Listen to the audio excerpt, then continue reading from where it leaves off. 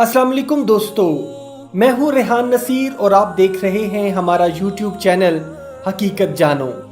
दोस्तों, दुनिया में हर चीज़ जो अल्लाह ताला ने पैदा फरमाई है उसको एक दिन फना हो जाना है। तमाम जिनों इंस और नबातात ने एक दिन मौत का जायका ज़रूर चखना है और फिर एक दिन क़यामत को अल्लाह ताला इस रुए ज़मीन पर बर्पा कर देगा और ये दुनिया भी फना हो जाएगी।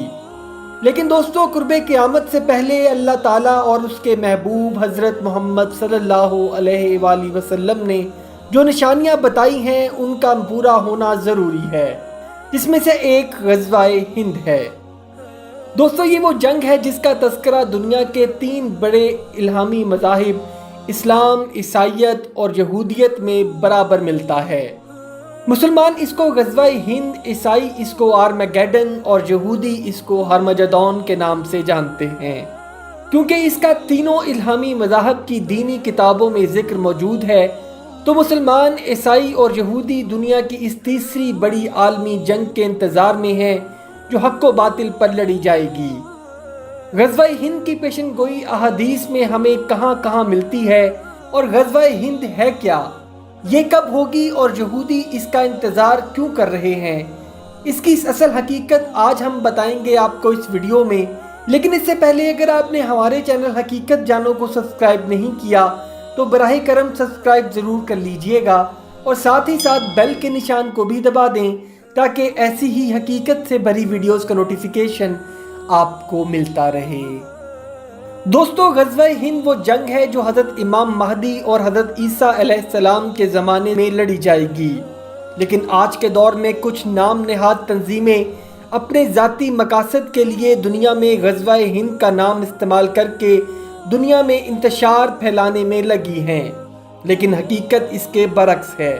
क्योंकि वो वक्त अभी दूर है, क्योंकि इससे पहले जो निशानियाँ हमारे प्यारे रसूल हज़रत मोहम्मद सल्लल्लाहु अलैहि वसल्लम ने हमें बताई हैं उनका अभी पूरा होना बाकी है। जैसे कि उस वक्त से पहले दुनिया में किसी भी इस्लामी रियासत का वजूद नहीं होगा और इस्लाम सिर्फ मक्का तक महदूद रह जाएगा। और इसके मुतालिक हुज़ूर नबी पाक हज़रत मोहम्मद सल्लल्लाहु अलैहि वसल्लम ने फरमाया कि इस्लाम अपनी पहली हालत की तरफ लौटेगा जैसे उसकी शुरुआत मदीना से हुई थी, हत्ता के ईमान सिर्फ मदीना में ही रह जाएगा। दोस्तों, बहुत सारे लोगों को ये गलत फहमी भी है कि इसको ग़ज़वाए हिंद इसलिए कहा जाता है कि इसमें हुज़ूर नबी करीम हज़रत मोहम्मद सल्लल्लाहु अलैहि वसल्लम खुद शिरकत फरमाएंगे। तो असल में हकीकत ये नहीं है। हकीकत में ये उन ग़ज़वाते मऊदा में शामिल हैं जिनकी आप नबी पाक हज़रत मोहम्मद सल्लल्लाहु अलैहि वसल्लम ने खुद पेशन गोई की। लिहाजा जिस जंग के बारे में हुज़ूर नबी करीम हज़रत मोहम्मद सल्लल्लाहु अलैहि वसल्लम जानते थे और उसके बारे में उन्होंने अपनी उम्मत को आगाह भी किया, लिहाजा इसी निस्बत से इस जंग को ग़ज़वाए हिंद कहा जाता है। दोस्तों, पहले हम अहादीसे मुबारका से इस जंग के मुतल्लिक हुज़ूर नबी पाक हज़रत मोहम्मद सल्लल्लाहु अलैहि वसल्लम की गई पेशन गोइयों के बारे में जान लेते हैं।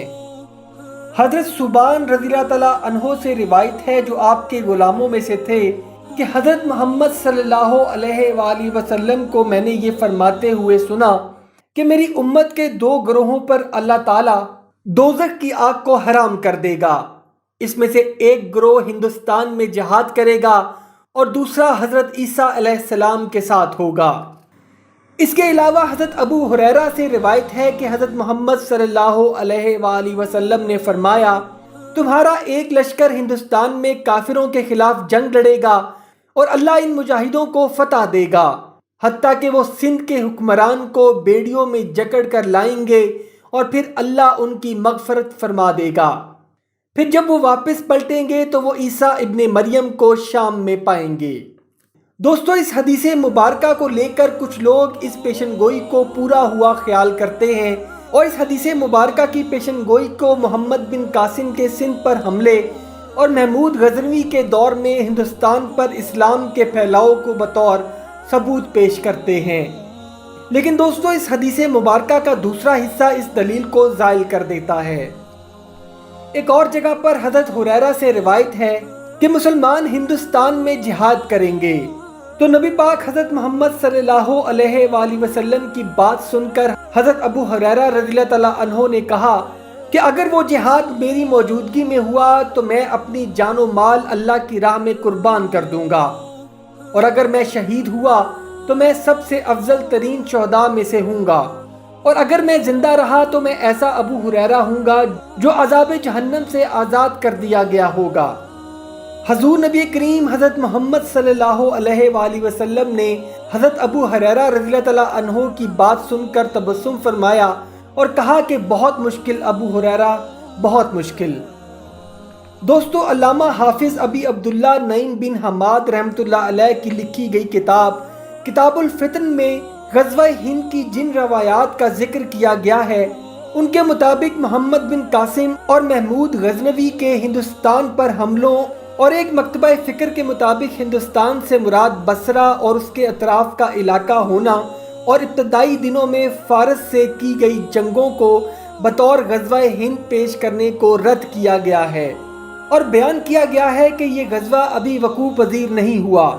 بلکہ یہ حضرت امام مہدی اور حضرت عیسیٰ علیہ السلام کے دور سے کچھ عرصہ پہلے وقوع پذیر ہوگا،